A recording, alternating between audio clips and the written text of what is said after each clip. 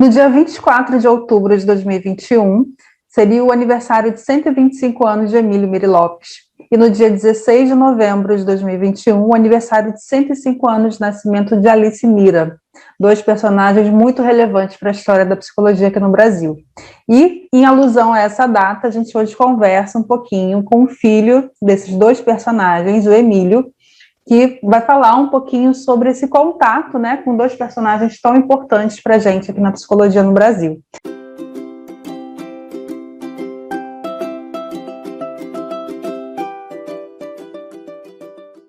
Obrigada pela sua disponibilidade. Nada, uma alegria, um prazer. E aí, assim, você, quando o seu pai faleceu, você era bem novinho, mas você fala muito, conhece muito sobre a trajetória dele e faz um esforço grande também por manter essa memória viva, né?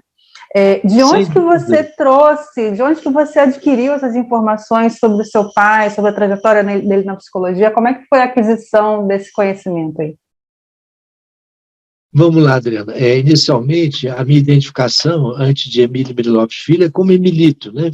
Porque éramos 3 irmãos, Núria, minha irmã mais velha, Rafael e eu. Eu, na verdade, fui o 4º filho do casal. O terceiro, meu irmão Emílio Carlos, faleceu criança, com 3 meses de idade, perfoliase, foi uma dor muito grande.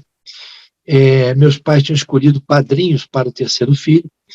E aí, muito triste, quando perderam o terceiro, meu pai falou para a minha, depois madrinha, que também trabalhou no ISOP, a Cecília Stramandino: fique tranquila que ano que vem você vai ter seu afilhado. Então, eu sou o 4º terceiro, que é uma família prevista para 3. Eu vim após a perda de um irmão falecido, ainda muito criança.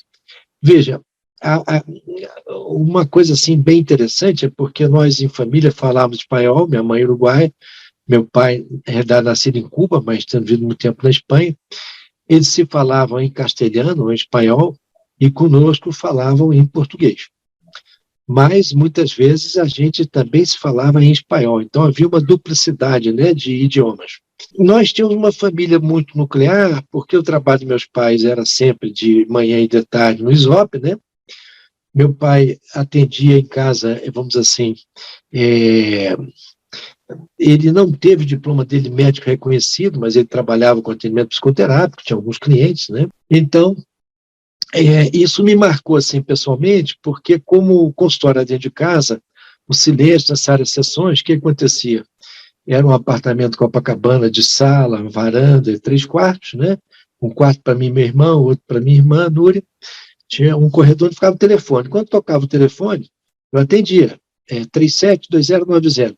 Quero falar com o professor. Às vezes eu batia na porta e ele estava em atendimento psicoterápico. Então, uma chamada de telefone, às vezes, era um puxão de orelha, porque não era para interromper, mas criança não sabe das coisas todas, né? Sim, mas você vivenciava, então... O respeito ao setting, né? Assim, que depois eu fiz psicoterapia, psicanálise, atendi. A confiança com o papai, o que eu posso te dizer? Além de ter aprendido a nadar, que é uma coisa importante com ele foi campeão do waterpolo, então meus primeiros braçadas na piscina foram com ele.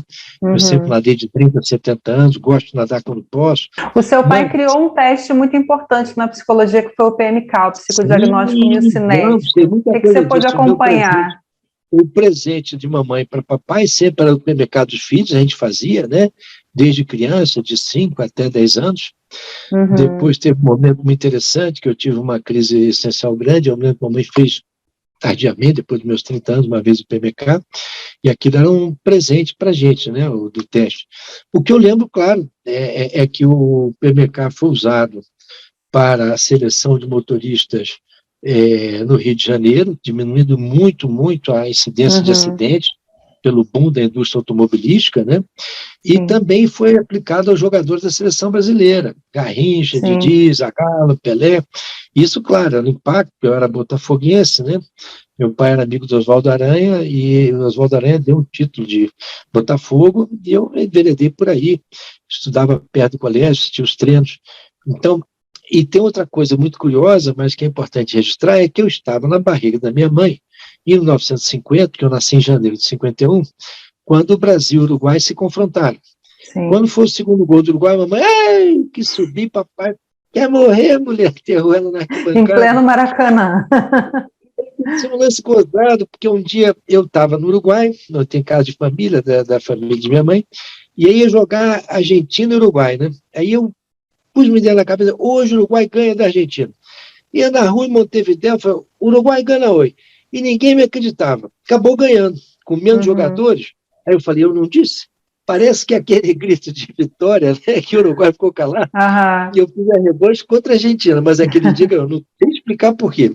Mas por que eu digo isso? Porque a coisa da inteligência emocional, o preparo psicológico, foi importantíssimo, né? Para a seleção em 58 e 62. Preparação psicotécnica, que é uma coisa muito interessante, né? É igual prova, às vezes você está na prova, dá um branco, o Zico bota o pênalti para fora, o Baggio manda acima do travessão e por aí vai, né? Então, é um capítulo importante da psicologia aplicada. Mas o que eu quero te dizer que é muito interessante, é uma lição que eu me lembro, assim, psicológica do meu pai. Eu tinha 10 anos de idade, meu pai falou assim, Emilito, o que é? Abana o rabo quando vê o dono. Vigia a casa, é o melhor amigo do homem. Gosta de cachorra, tem 4 patas e faz miau. Eu falei, pai, você me quebrou, porque ia dar cachorro na cabeça, mas cachorro não faz miau. Vai no jardim e pensa, né? Aí eu voltei pouco depois, e aí, Milito, resolveu? Pai, para ser franco, nem pensei, porque a pergunta é muito difícil. O que é, papai? Ele falou, meu filho, claro que é o cachorro. Papai, mas cachorro não faz miau. Pois é, meu filho, se não fizesse, a pergunta era fácil demais. Ou seja, ele me deu 5 características de cachorro e uma que não era. Então, você se gruda no negativo e você anula 5 coisas positivas, né? Sim. Então, você perde a visão de Gestalt, a visão, né? Quer dizer, do todo. Por que eu vou com 1 contra e 5 a favor, eu vou ficar com 1 que é contra e não 5 a favor, né? 5 é maior do que 1. Então, isso dá uma visão um pouco impressionista, mas vamos assim, eu costumo dizer que poucas coisas são tão perfeitas quanto a imperfeição humana, né? Verdade. Então, quer dizer, se a gente não tiver esse aspecto compassivo em relação a gente e aos demais, fica muito complicado, muito difícil. Então, isso me ajudou muito, na realidade, essa abertura. Papai Nuzop, ele tinha um dom muito grande de lidar com pessoas complicadas aos olhos dos outros, porque ele sempre, além de ser muito otimista, ele sempre focava o aspecto positivo de cada um. Ou seja, se uma pessoa tem 5 coisas negativas e uma positiva, ele não deixa, vamos dizer assim, ele não fugia das 5 coisas negativas, mas ele afirmava aquela única coisa positiva daquela pessoa e ia adiante. Ou seja, ele sempre alimentava a partir daquilo que é mais positivo, que eu acho uma sabedoria muito grande, né? Sim. Nós vivemos momentos de muito julgamento de coisas, de muita estigmatização, né? E a vida não é assim, às vezes uma pessoa é ruim para você, depois é boa, uma pessoa que é boa, a vida é constante transformação. Bom, falando sobre mamãe teve uma formação de enfermeira, que na época dela, lá no Uruguai, ela foi estar na Suíça, filha de pai pastor, era o pastor de Colônia Valdense, Manuel Galan, e na época a enfermagem era uma profissão, vamos assim, praticamente feminina, né? Mas por acesso ao corpo, com muito preconceito na realidade, né? Por lidar com a nudez, posição dos pacientes, etc. Então, era vista assim, um pouco de maneira assim, não duvidosa, mas também não digo suspeita, mas com uma certa, vamos assim, não é crítica, mas uma certa restrição moral, né? Bom, ela sobrepôs isso, trabalhou em muitos hospitais, contava que na Suíça tinha que fazer trabalhos como no hospital, fazer 100 camas, e que o lençol tinha que estar muito bem esticado, senão a enfermeira-chefe tinha uma coisa punitiva, quer dizer, ela, do ponto de vista da formação dela, teve muitas coisas muito restritas, né? E que, sem dúvida, ela, como tinha um traço pessoal dela, né? Que eu chamo um pouco, você obsessivo, ela conseguiu instrumentar bem para se adaptar a isso. Por que eu estou falando isso? Ela foi psicóloga por amor a papai, porque trabalhavam juntos, e ela usou essa capacidade dela para depois trabalhar com o PMK, que tem muitos detalhes, né? E a parte de, vamos assim, de medidas na realidade, né? Porque o PMK você tem que mensurar, chegar a resultados. E o livro dela do PMK, quer dizer, que é um livro que ela fez depois do meu pai ter falecido, é uma prova de amor imensa, porque ela sempre, vamos dizer assim, ela conheceu o papai, era uma pessoa famosa na realidade, né? Papai disse assim, quando ela convidou para fazer um curso, se você sentar na primeira fila, eu aceito seu convite. Ali começou o romance, né? Papai vinha de uma separação, A guerra acabou em 39, ele conhece mamãe, acredito, em 45, aí em 46 já vem para o Brasil, se casam e estabelece uma segunda família. Então, na realidade, para o meu pai, o nosso núcleo familiar, o Brasil e toda a América Latina, era uma esperança do novo, porque a Europa tinha vivido a Segunda Guerra Mundial, uma destrutividade imensa, ele tinha uma posição excelente na Espanha e pela escolha ideológica dele da República, lutou até o final, na verdade, né? Sim. Um outro aspecto que eu posso dizer que é importante dizer é que ele, no período da guerra ainda, e cuidava de um hospital psiquiátrico, as freiras, pela guerra, já haviam desertado o católico, e ele chega ao hospital com uma passagem que quase morre no caminho, porque ele havia esquecido a senha para se deslocar da cidade onde estava até o hospital. E aí, quando o cara aponta a metralhadora, porque ele deu a senha do dia antigo, ele começa a falar assim com muita ansiedade. Aí até o Paulo Rosa conta isso no livro que escreveu, dizendo: vê ter que ter na banda música. Então, de tanto falar, o cara liberou ele, né? Assim, papai, entendeu? E essas histórias chegaram até você por eles? Eles contavam? Sim, essa história, sim, bem como a história que era um pouco, vamos assim, quer dizer, vamos assim, sobre Franco, né? Outra história que essa eu ouvi mais de perto, que é em 60, meu pai viaja a Cuba, né? Para ver a Revolução Cubana, foi um dos primeiros intelectuais a viajar, foi convidado para trabalhar lá. Cuba, eu vou acabar de falar o que estava falando antes, porque tem a ver com isso, que é o seguinte: quando ele chegou nesse hospital, ele teve a maior surpresa da vida dele, porque o hospital psiquiátrico que normalmente era totalmente dependente da funcionalidade orgânica dos seus empregados, como não tinha ninguém, os doidos se organizaram comunitariamente, aplicavam injeção, faziam comida, limpavam, davam banho nos outros, e funcionou como nunca. Ele ficou de queixo caído. O que eu estou fazendo aqui? Quer dizer, então, os doidos mostraram a sua sanidade, na realidade, né? Na falta da normalidade que adequa. Muito interessante. E isso foi aplicado em Cuba. Eu tive em 96 no centenário dele, eles fazem muito trabalho com arte, né? Visitei o Hospital de Havana, fizeram uma coisa muito bonita, botaram os pacientes exercitando, né, quer dizer, artisticamente.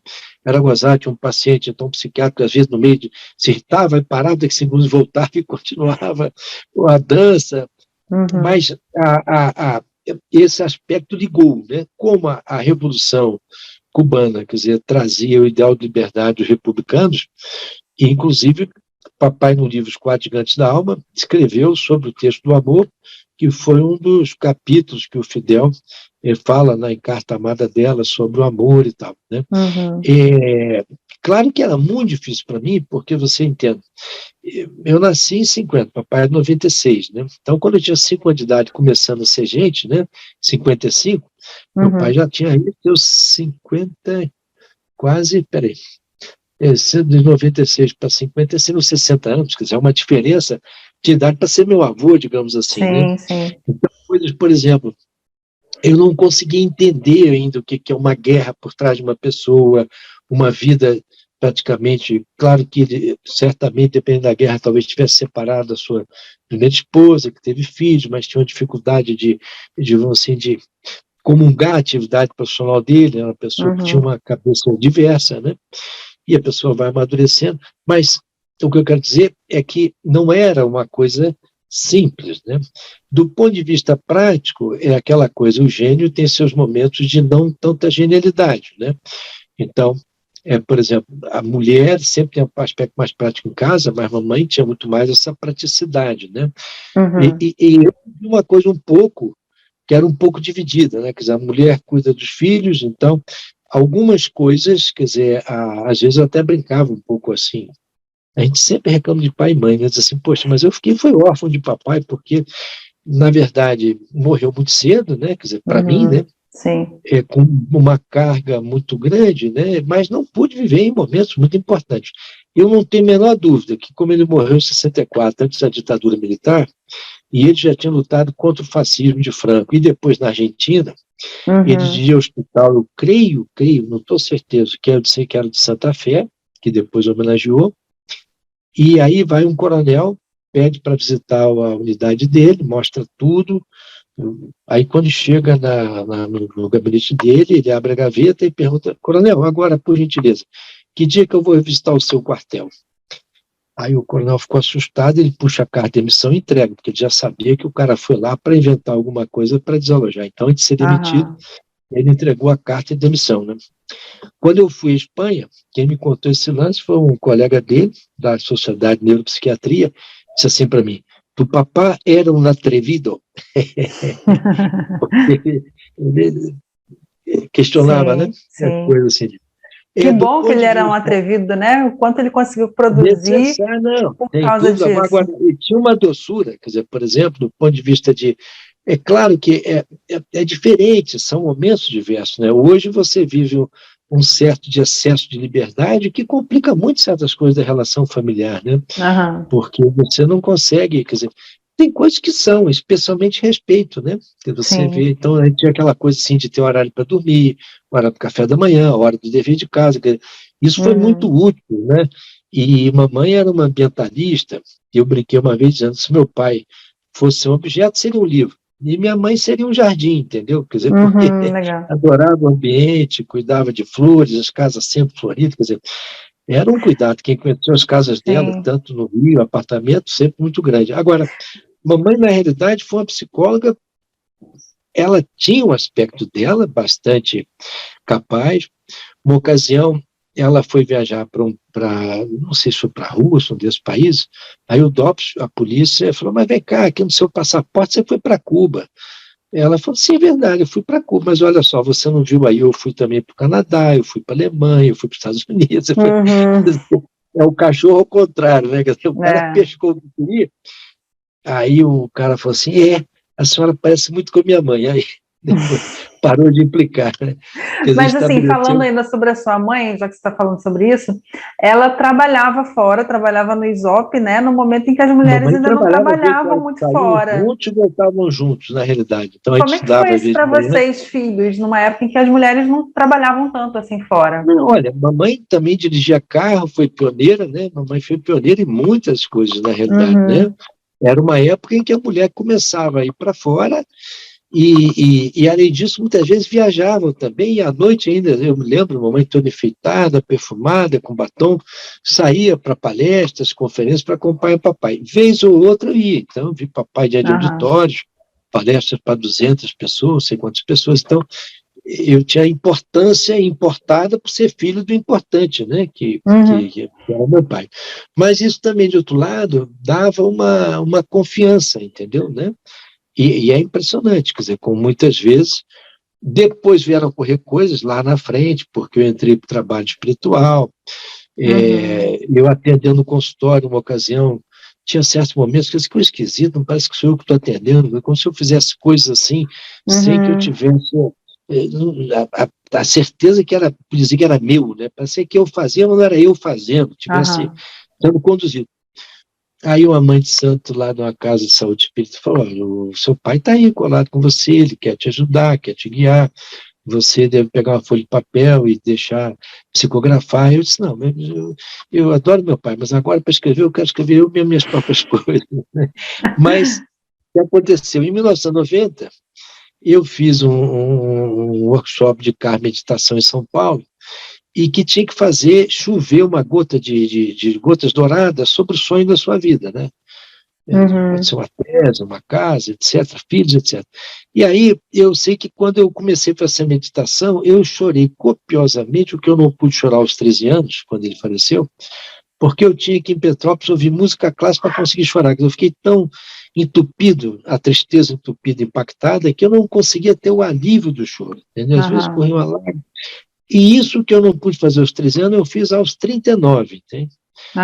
Pois bem, eu estava em São Paulo, no Instituto Enigma de São Paulo, quando veio esse choro meu copioso, eu senti uma onda de calor enorme à volta de mim, e disse, meu filho, como eu prometi a você no seu diário, eu estou aqui, estou bem, fica bem. Então, naquele momento, eu digo assim, eu vi que não tinha perdido, quer dizer, ele nunca se foi, né? Quer dizer, sempre, não presente na forma física, de te dar um abraço, mas vários momentos na vida senti assim a presença, uma proteção, e mamãe também, né?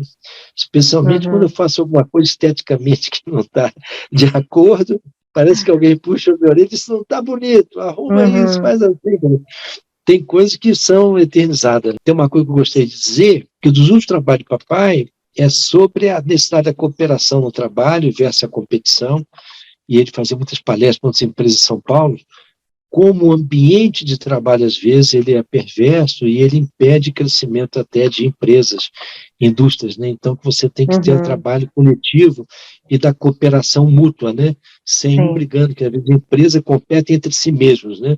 Esse trabalho não chegou a ser editado, mas eu lembro que eu li, achei assim, muito interessante, e dizer basicamente, quer dizer, que foi um casal muito feliz, sem dúvida, a mamãe fez um trabalho de todos os artigos de papai de recortar, que é muito bonito, a fundação, quando foi o centenário e depois 50 anos da morte dele, documentou isso. Ali tem muita memória interessante, porque ele viajou todo o Brasil, viajou a América Latina, né? Foi um centro, o ISOP foi um centro irradiador de psicologia. Como ele não foi médico, ele acabou não tendo uma regulamentação universitária que atrasou muito, inclusive o PMK, quer dizer, eu atribuo uma parte das coisas do PMK atualmente, assim, colocada um pouco de lado, claro que tem as coisas, uma época, etc., mas tem uma coisa muito que é competitiva, competição por mercado, né? Por fatia de mercado, né? Eu nunca estudei o PMK em profundidade, mas sei de coisas como, por exemplo, rapidinho, o mercado PegPag foi assaltado numa ocasião. A PM fazia a seleção dos seus funcionários. O PMK, feito pelo Cavalieri, contraindicou 2 fulanos. A corporação os contratou. Eles foram expulsos da corporação e depois foram presos assaltando o PegPag. Ou seja, até no sentido de criminalidade, já tinham traços de coisas que mostravam um ajuste na realidade, né? E a sua mãe teve essa preocupação em guardar essa memória, e é um trabalho que você vem fazendo também, né? Eu participei muito, bom, é o resgate, né? Porque, veja bem, 13 anos eu fiquei tão impactado com isso, e, na verdade, quando eu tive essa experiência em meditação, eu digo assim, rompeu a barreira de vida e morte, né? Os budistas, inclusive, dizem que não existe nem a velhice, nem a morte, né? Tudo é um contínuo. Então, a capacidade de eu me sentir não abandonado, e mesmo ele desencarnado poder estar presente, é maravilhoso, entendeu? Porque dá uma outra dimensão, né? Ou seja, ele está presente aqui agora, por exemplo, né? Por todas as sementes que plantou, e pelo carinho também dedicado a ele, a gente vai aprendendo coisas, né? Basicamente é isso, lembrando que ele gentilmente me fez fazer um desenho no livro Psicologia Evolutiva da Criança e do Adolescente, em que eu fiz um incêndio num prédio e o carro de bombeiro é do tamanho do prédio. Então ele fala que a criança dá valor e a proporção do carro de bombeiro é quase maior do que o prédio. Né? Então, assim, a lógica da criança está estabelecida de outra maneira. E a gente precisa da criança e precisa também um pouco dos loucos, né? Porque numa normatividade tão imbecilizada, né, os artistas sempre têm uma capacidade de criação e de transformação. Mas eu lembro uma coisa que eu posso dizer, apesar de ser trato assim, às vezes um pouco mais, né, seco, né, a ternura, né, assim, o carinho, o sorriso, a confiança, né, quer dizer, é um homem que, apesar de todas as coisas, confia no ser humano, né, coisa difícil de ouvir, mas tem essa positividade na realidade. Né? Sim. Mamãe tinha coisa para falar, mas aí eu tinha que falar um pouco de botânica, de jardim, de geleia de jabuticaba, de outras coisas, de estética, na realidade. Né? Eu diria que, na realidade, mamãe, na psicologia, ela teria seguido a esteticoterapia, entendeu? Uma ambientalista psicológica, né? Que juntava isso de uma maneira muito, muito importante e deu muita tranquilidade, né? Ecopsicologia, que tem uma tendência hoje também, né? Total. Papai, na doutrina da avaliação de psicanalíticas, isso eu lembro dele falando. A psicanálise tem um defeito, tudo bota a culpa dos erros no pai e na mãe. Chega uma hora que o doutor diz assim, olha, agora você para de olhar para trás, para seu pai e sua mãe, olha para frente e diz o que você vai fazer. Prepara o teu futuro, entende? Então, ele tinha essa crítica, tudo bem, é preciso conhecer o pai correto, isso é verdade, mas tem uma hora, assim, agora esquece, aquela coisa, já passou de 30 anos, esquece o pai, esquece a mãe. Construir a sua própria estrada, a vida né? é nossa. E o tempo passa. Tá O ótimo. tempo tem relógio para correr. Mas o mais importante é o carinho, o afeto. E para terminar, vai essa. O efetivo é o afetivo. Então, eu sou filho de uma escola que eu brinco assim, até política, e que a gente faz política pelos afetos, e não pelas hostilidades, né? Quer dizer, sempre promovendo o que faz bem às pessoas, para a gente e para os demais, respeitosamente. Muito bom. Tá ótimo, Valeu. obrigada. Isso aí. Beijo a você, Muito muito grato, obrigada. Adriana, e um beijo para a Solana Jacó, a todo o Clio, tá?